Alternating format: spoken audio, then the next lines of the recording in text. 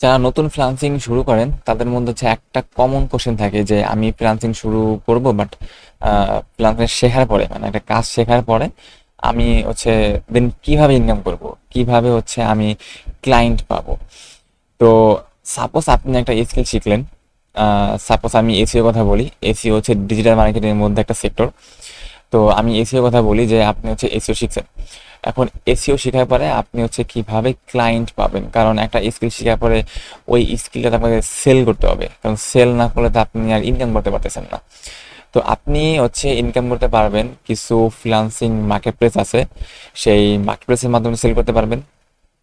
এবং আপনি market place ছাড়াও আপনি out of market place sell করতে পারবেন। তো মার্কেট প্লেস জিনিসটা কি যে আপনি যদি গুগলে সার্চ করেন ফাইবার, দেন আপওয়ার্ক, দেন গুরু.com, দেন পিপল পার আওয়ার.com, দেন লিজিট.com, আপনি যদি এরকম হচ্ছে গুগলে সার্চ করেন দেখতে পাবেন যে আপনার একটা ওয়েবসাইট আসছে আপনার সামনে।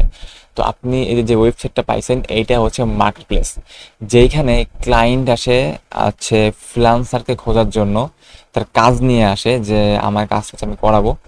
এবং একই সাথে যেখানে ফ্রিল্যান্সার আসে ক্লায়েন্ট খোঁজার জন্য, মানে স্কিল নিয়ে আসে যে আমি ক্লায়েন্টকে সার্ভিস দিব।